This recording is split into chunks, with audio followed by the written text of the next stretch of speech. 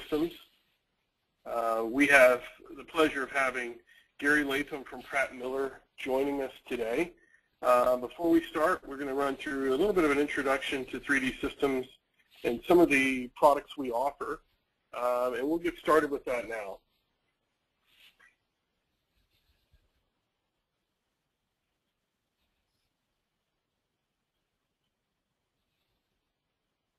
So a little bit about 3D Systems. We are the leading provider of 3D content to print solutions for personal, professional, and production 3D printers. We also offer on-demand part services, and we are a leader in 3D content development. Our offices are headquartered in Rock Hill, US. We have offices in Europe and Asia, and you can always find more about us at 3dsystems.com.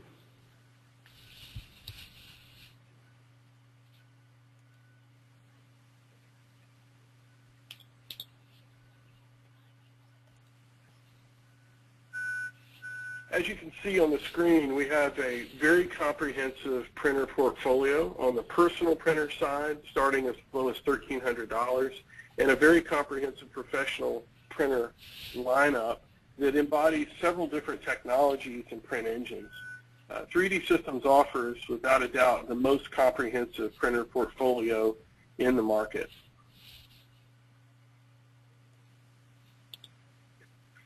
So the beauty of integrating our technology is to be able to use it in various stages of your design cycle. From the communication side, where we're just trying to come up with ideas for what our next project is going to look like, through validation, replication, testing, digital tooling, and all the way into the manufacturing phase. So one of the things you'll see today that's very important to Pratt Miller and a lot of our customers who utilize the ZPrinter technology are the advantages of doing a lot of concept models very early in the design cycle. The way this interacts with the ZPrinter is you're able to get high quality parts in full color at a very high speed and low cost.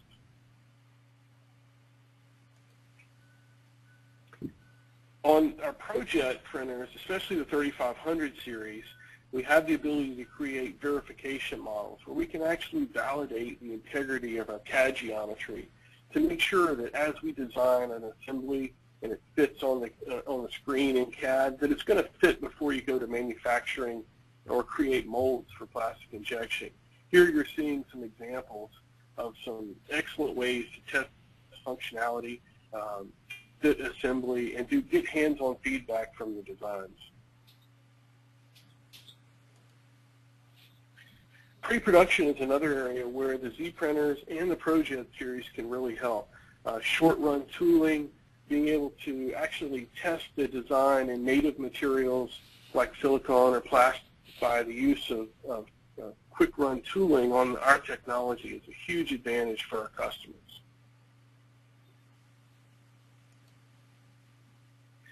Digital manufacturing is something that 3D Systems has pioneered.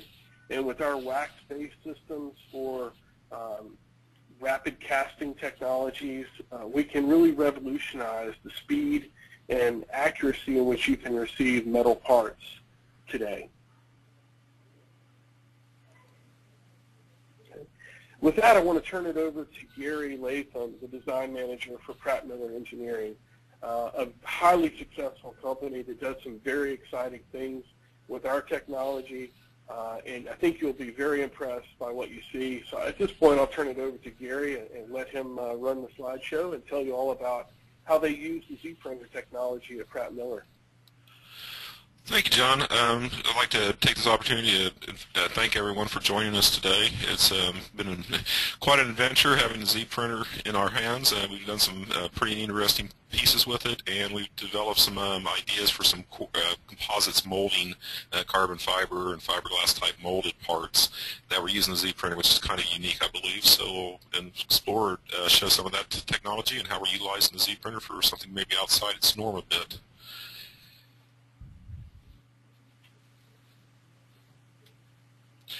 Pratt Miller started as a race car development company primarily. We're heavily involved with General Motors. We started in 1989.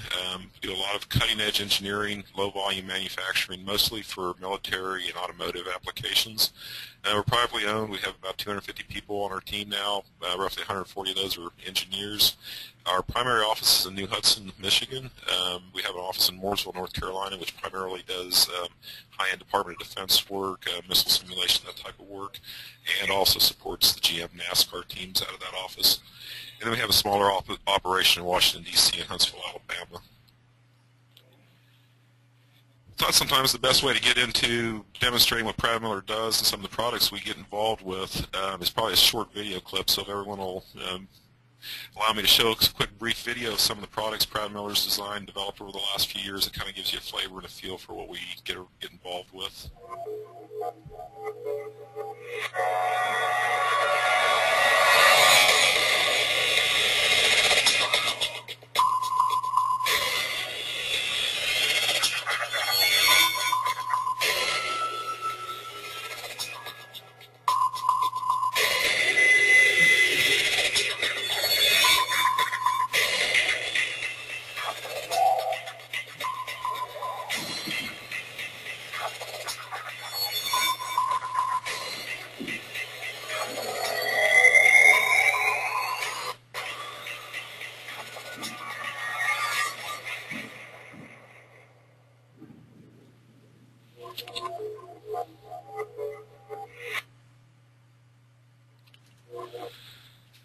So that kind of gives you a little bit of an overview of what Pratt Miller, some of the products we develop and build. Primarily we're a General Motors racing company, along with also doing development for military projects and products, and some motorcycle development we've done in the past along the way too. So we're quite a diverse engineering services company, and our main key goal in everything we do is speed from idea creation to an actual product that either goes on the racetrack or goes into a customer's hands. And that's where both the ZPrinter and companies we've partnered with in 3D Systems and CamLogic, who's our local supplier, has been just fantastic as far as a resource to use for these types of projects. 3D Systems have been great because of the breadth of product offerings they can have. If we don't have a solution in hand immediately, they have usually pretty good offering for anything we need. And to give you a little bit of more overview of how Pratt Miller, we design, build, develop, race, and hopefully win with our products. And again, in the racing environment, it's an extremely tight time compression environment where you'll have an idea from one race event or one test outing, and you almost within a couple weeks, as a matter of have a new design, a new piece in your hands, and you can test it either in wind tunnel or out on the racetrack. So a lot of it's very fast-driven. The ZPrinter's been instrumental in some other product design approaches we've taken, and also in some marketing, some of our approaches, or some of our key projects, if you will. So Pratt Miller really prides itself on the ability to produce champions and championship designs. We provide, all the way from cradle to grave, so anywhere from idea creation all the way into a final product, Pratt Miller gets involved, and that's where the 3D printing comes in just incredibly handy and really helps us, allow us to do what we need to do during the day. A little more overview for those who don't know Pratt Miller. We are primarily a General Motors racing support team, if you will. We provide cars. We actually campaign the cars in the Corvettes for General Motors, also the Cadillacs, and then we design and build and develop DP cars for the Grand Am Series and GT cars. We also have quite a bit of involvement with General Motors NASCAR teams, which has been quite successful over the years. And more recently, we've picked up a lot of the IndyCar work, where we do a lot of aerodynamic development for General Motors. In that realm, especially, we'll run through probably $150,000 to $200,000 worth of RP parts in a month for the aero program. So that gives you an idea of the amount of usefulness we find in RP technologies. Obviously, we're all under the same kind of constraints, whether it's racing or developing any product. The competition's out there trying to beat us, and anything we can do to make sure we stay ahead of that competition is by all means necessary for us, and I think for everybody in the business world today. So we go from concept and design, execution, application, and the process efficiency of the products is what's really helps us out, because we can go through many more iterations with the 3D printing systems than we could in traditional manufacturing methods, which allows us to basically beat the competition, hopefully. Primarily for the 3D printing, and for the ZPrinter in particular, we use it quite heavily for concept visualization. When we're going into a new car design or a new project, a lot of the executives want to understand why they're doing this effort, or what marketing potential is going to be there, how the car is going to look, what kind of pizzazz it has, if you will. So the concept visualization has been just fantastic with the ZPrinter for us, because it prints in colors and you can print fairly cheaply, fairly quickly. And not only that, but also the models after they come off the ZPrinter are easy to work with as far as smoothing those out, just a little bit of hand preparation, if you will.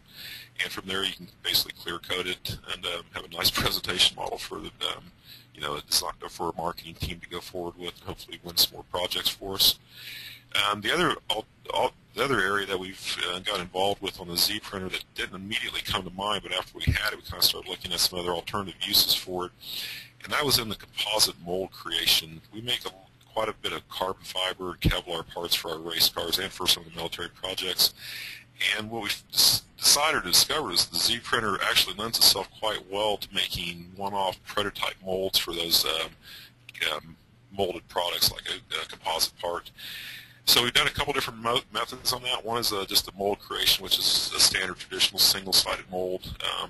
And then we've also figured out a way using the ZPrinter to actually do a lost core type of an approach that we'll show here just a few more slides and kind of get in some demonstrations on that.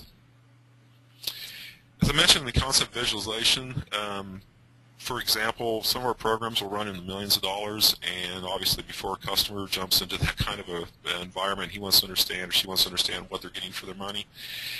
And I found that nothing sells a project like a color 3D model. The old saying that, a picture's worth 1,000 words, so I think a 3D color model's worth 1,000 pictures. And this is the kind of thing that we present to our customers before they launch into a multi-million-dollar project. And I wouldn't say it's the exclusive reason, but in one case at least, we recently did this, and it certainly made a big splash. The customer was so happy that they kept the model and they showed it off to all their executives and everyone else. So it really truly turned out to be a great selling point for our projects, and also for the customer, because they were able to sell that further up their food chain within their company. Another thing we've used the concept visualization for is we've actually printed like a 3D FEA result. This is an FEA result out of one of our packages of a spindle, or the part that hooks up to the wheel on our car. And it's highly magnified, obviously. Normally wouldn't run this condition, of course, but it's nice to be able to hand around at a design review meeting and very quickly show everybody involved, manufacturing people and everyone else, what the part really looks like when it's loaded up on the track under stress, what areas are really you need to be concerned about. And it also puts the physical size pieces in everyone's hands. As a designer and engineer, it's easy to kind of lose scale when you're working at the computer, and printing a 3D full-scale part just really brings home, features that might be too small, might be delicate, that need to be improved upon. And so the 3D printing, we tend to print almost every part we make for a final design review in front of everyone, just because the cost and speed is so easy to use nowadays, that it's much better to find out a potential issue at this point in the design process rather than waiting later on. So that's how we've been using the ZPrint for visualization primarily. And now I'm going to talk just a little bit about some of the mold creation that we've been doing with the printer. Another benefit, I guess, before I jump into the mold creation that we've also seen is, you can see there's an FDM part in black. This is a handheld pit tool that we were developing for the NASCAR environment, and very quickly we were able to print in color, give it a little branding, a little Pratt Miller recognition on the back side of that case, and also put it in the user's hands, so it fit, feel, make sure they were comfortable with the way the buttons were located and that sort of thing. And it turned out quite well. We're actually moving into production on this next month. So again, it was a nice way using the ZPrinter. Also, the resolution was quite good. One of the things we were trying to point out in this image is the stair step, where the Z height resolution was quite nice. And you can see the holes that the buttons and so forth went through on this case were much rounder and it actually fit better for the demonstration model. The composite mold creation that we've found we tend to do an awful lot of very short run, 6, maybe 10 parts at a time, primarily for testing or development efforts, and we'll run through quite a few different design iterations very quickly, trying to understand what aerodynamically might be best for the car or what might fit best in the car, that sort of thing. What we just figured out was that with the ZPrinter, it actually comes out of the machine quite nice, and that you can just quickly run your hand over it basically, or a little bit of a light sanding, and it smooths out all the surface finishes quite nice. Certainly very good enough for any kind of aerodynamic purposes we're using it for. And then with a simple wax infiltration, you can apply a carbon epoxy or a fiberglass epoxy, or any kind of material you want over that part, and it turns out quite nice in the sense that the parts pop right off. We can reuse the mandrels in this case for additional parts. We probably can get, depending on how careful the fabricators are in handling the piece, you can get anywhere from probably 20 to 40 parts off of this type of a part before you maybe have some damage to the piece, which is great for our situation because when we're doing proof of concept models or we're doing race car development parts, that's what we need in order to get parts into the hands of mechanics out on the racetrack quickly, and also very cheaply because now we don't have to machine in a traditional manner a machine part for that. One quick mention on this part, unfortunately, one of my composite layup people accidentally dropped the part, and you can see there's a small glue line in the middle of it where they would glue that back together. This part actually snaps around that mandrel, and then there's 2 layers that snap apart, so it worked out really nice for making some ducting for our IndyCar project. Another method that we tried out and actually worked quite well was a lost core printing, where we actually print the full mandrel and then wrap the carbon fiber and the epoxy around that mandrel, let it harden up, and then we basically break out the internal Z-core printed part. So we end up using one Z-printed part for every core, but when we're doing very short runs, the cost breakover point is exactly what we were looking for in our development efforts. So this turned out to be a very, very quick, very fast and effective way for us to develop fairly complex parts, very, probably difficult to lay out, difficult to manufacture parts in a very short time frame. So we were absolutely able to get this in the wind tunnel within a matter of days. And these sort of things turn out to be just a real benefit to us in this shorter run. And I'll show you, I did a quick cost analysis to look at what kind of a breakover point you might expect in this type of approach, but it actually worked out quite well for us again. As you can see from this example, this is the version of the one you saw just previously in the last slide of the 2-horned looking duct. Very difficult to manufacture, would have had been made in probably 3 to 4 molds at a minimum, and then bonded together in order to make the actual closed duct section that we needed. So as we looked at that, obviously with the ZPrint lost core approach, we have a printed core that we lose every time. But again, at some point there is a breakover point. In this case, we found the breakover point to be about 8 or 9 parts. We needed to produce 6 of them for the race series, and so it worked out fantastically well for us.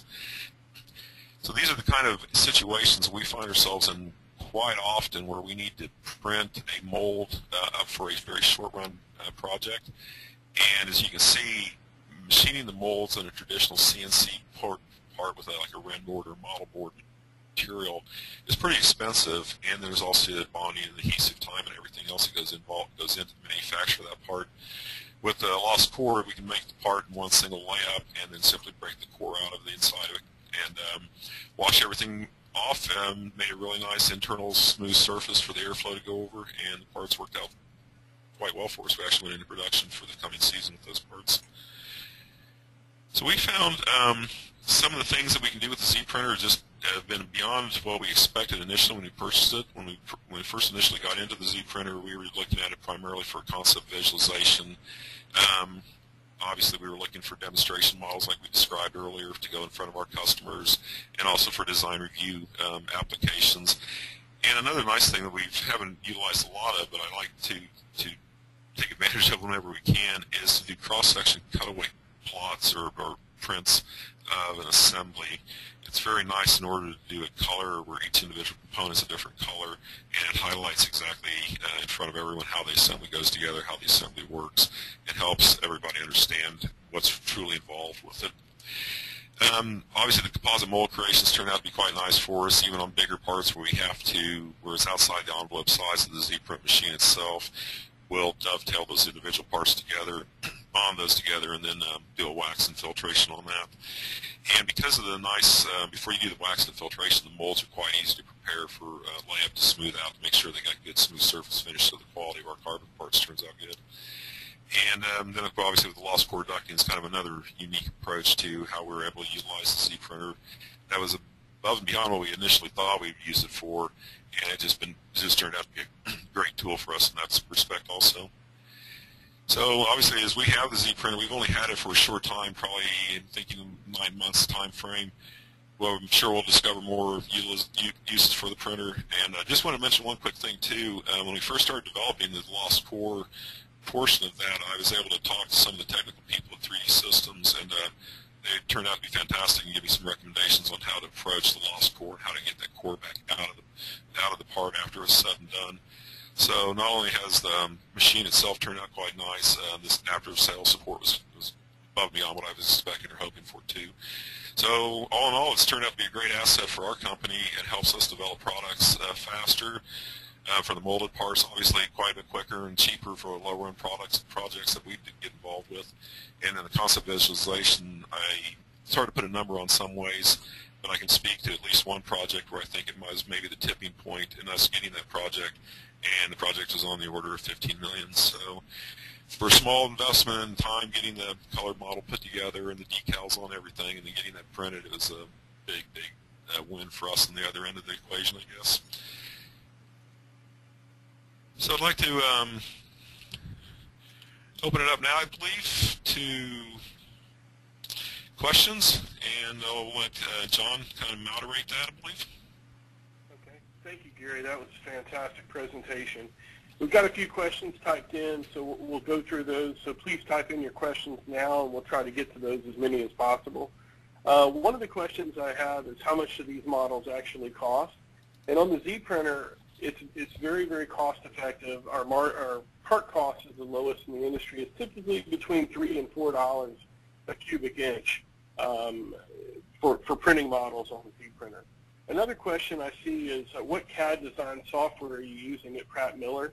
I can let Gary answer that, but I will just go ahead and make a blanket statement that the ZPrinter works effectively with all CAD softwares on the market. You simply export or save as an STL file. And then you can go in and add color if you would like. I know on the FDA side, you can export VRML data from the FDA software in that deformed shape with the full pattern color mapping to indicate the stress areas. And so that's how that is done. But typically, the ZPrinter works beautifully with any CAD software on the market. Gary, there's a question here about the lost core process and how you actually remove that. Is that something you can talk about with us? Sure. It's we tried quite a few different approaches to it, and surprisingly enough, we found that just putting it into boiling water for a while, roughly half an hour to an hour, softens up the material enough that you can then basically shake it out. Or we actually ended up making some high-pressure water jet nozzles that simply ran up through the center of the tube and washed it out, if you will. Surprisingly enough, we tried quite a few different solvents and so forth to break down the ZPrint material itself. And while the salespeople say, "Oh, it's kind of brittle, you got to be careful with it," when it's infiltrated state, we found it to be way tougher than we really wanted in this application.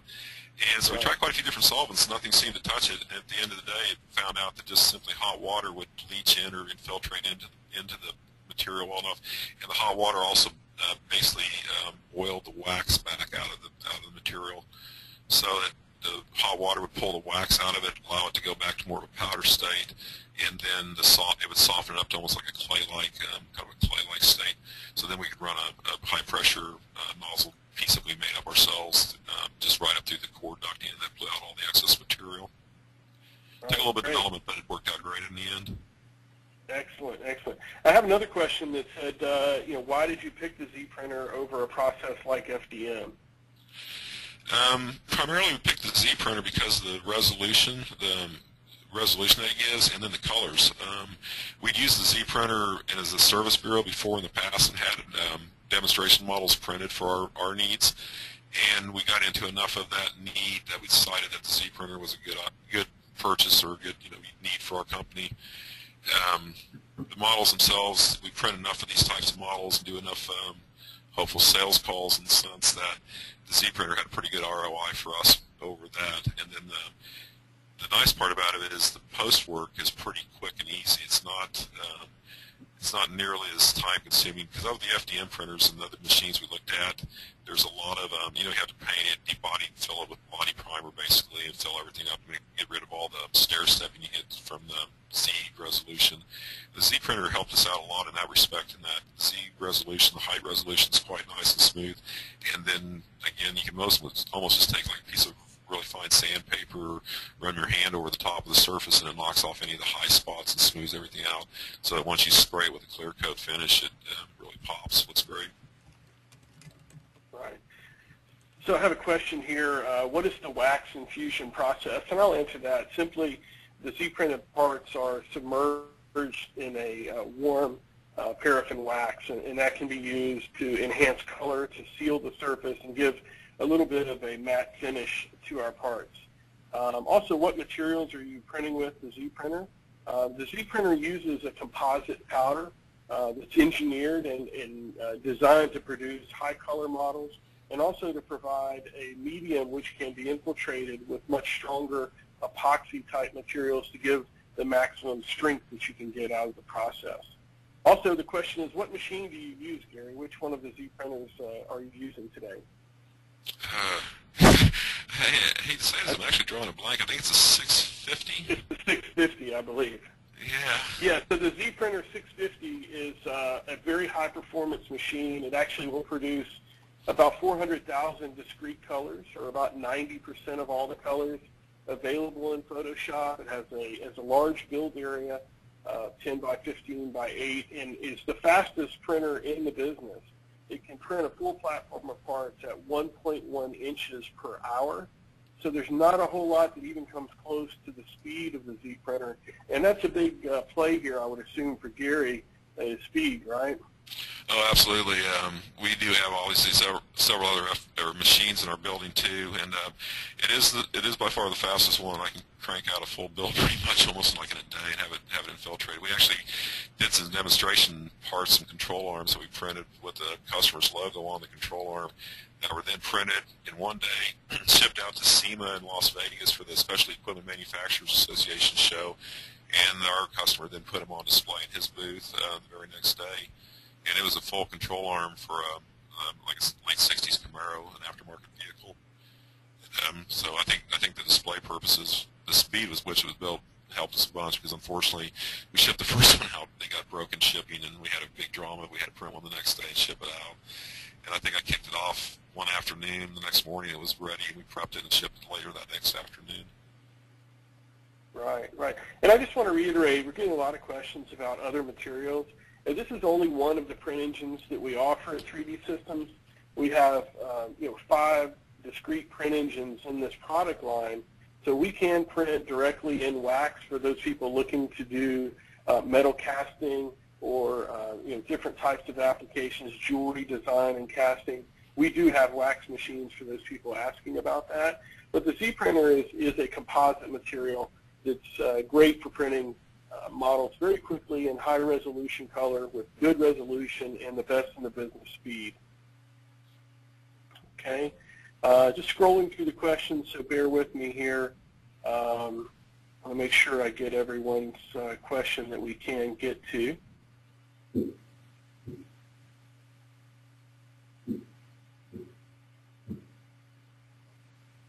Yeah, so there's a question about ZP150. Is that the best choice for lost core powder? I really think all of the powders that are used in the modern ZPrinter machines will work equally well in this application, be it 131, 150, or 151. Regardless of the material that you have in your machine, this application will work just fine. Okay. So here's one about the model car that you showed in your presentation, Gary. Have someone asking if those were decals that you put on the car, or were those all printed by the ZPrinter? No, we've done both. In that case, some of those are decals, and the basic color scheme, the paint scheme, is on the ZPrinter. What we found is that some of the really, really fine resolution decals, you can tend to get just a little bit of bleed across, in the text, if you will, on the decals. In those cases, some of those will print, but the basic bulk of everything on the car is actually off the ZPrinter. Yeah, that's fantastic. I know it gets really small on some of those decals, but yeah, it's a beautiful model. Yeah, so, like I said, it's unfortunately a lot of the models don't come back to our shop because the customers, once we show them to them, they always want to hang on to them and show them around to their peer group, I guess. They get it on somebody's desk as a trophy. Yeah, they don't want to give those samples back, do they? That's no, unfortunately not. Excellent. So here's a technical question about the autoclave or a room temperature cure on your carbon fiber layup. Can you talk about that for a moment? Yeah, we primarily use, in those cases that we were doing those parts, those were a wet layup with wet epoxy, vacuum bagged after it was laid up and then cured just at temperature, at room temperature, and so it's not an elevated cure. What we did do after the fact is we've post-cured in an oven, although it's not an autoclave, it's just a vacuum crusher. So that's kind of what the pressures are like in the process we used on those parts. We haven't actually used some woven or almost like a sock material to pull over the mandrels, which tends to give us a little smoother surface finish on the outboard side. But everything we're concerned with is the inboard surface finish, and these aren't highly stressed parts, so we haven't had a lot of need for autoclaving or anything along those lines.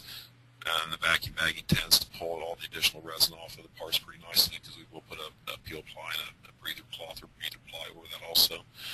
So in these cases, they weren't autoclaved; they were wet laid up. Pre-preg would have worked even better for us, obviously, for an exterior surface finish. But in this case, we were just crunched on time, and we didn't have the materials in hand to do a pre-preg process on that. But I think pre-preg would work out even better, and then it's just a matter of going into the autoclave. We haven't actually tried that, although the materials seem to be pretty dense, pretty solid. If anything, I wish in some cases the material wasn't quite as strong as it is, because it does. When we're cleaning it out, you have to run the washout jet a few more times. But all in all, it's I think it would work well in an autoclave. I think maybe just a matter of making sure that the structurally it was had enough structural integrity that the forces, the pressures didn't damage the part or anything. Right. Excellent. So I have a question here. It says, how does the ZPrinter actually work? And I'll take this. So basically, the ZPrinter uses a inkjet style printing technology with water-based binders that actually bind the composite one layer at a time. The layer thickness on the ZPrinter is about 3.5 thousandths of an inch. So this is a repetitive process of building layers that are bound to the previous layers.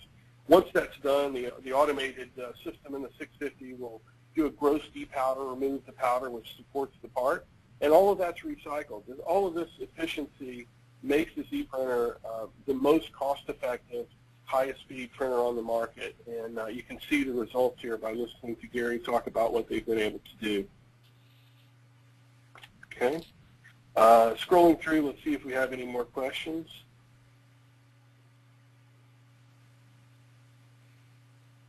Okay.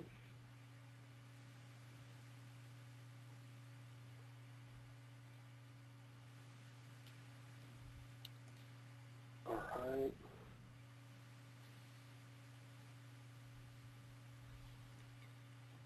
How long did it take to make the car? That's come up a couple of times, so maybe you want to, if you have an idea and you can remember that. I would say the print time was less than 2 days. I think it was less than a day, honestly, to print it.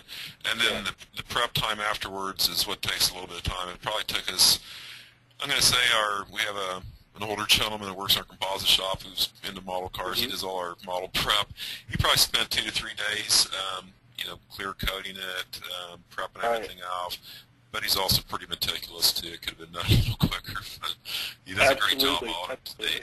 Yeah, I mean the car is beautiful, and I think the point here is to get a high color model. It doesn't take long. We can produce a high color model in just a couple of hours for most geometries. But the models themselves have the ability to be taken to that next level of clear coating and applying some really high detailed features to those models, and you can take them as far as you want. But to get a quick model, nothing beats a ZPrinter speed-wise. I would say, I would just mention too, we've done military vehicles on the ZPrinter, and obviously because military vehicles generally have kind of more of a matte finish to the paint jobs, they go a lot quicker in final prep, and they look fantastic because you can print, every little detail in it, the guns, the turrets, everything you want to put on the model. Exactly. All right. Well, I want to thank everyone for joining us. We've had some great questions. I appreciate Gary put on a fantastic presentation. We are recording this, so I would assume this video would be available on 3D Systems or printin3d.com, whichever website you choose. We also want to remind everyone that you can see these printers in action on our YouTube channel for 3D Systems. So I want to thank everyone again for joining us. Great job, Gary. Thanks for your comprehensive presentation, and thanks everyone who joined us and had questions. Thank you, Tim. Appreciate it. Take care. Thank you. Bye-bye.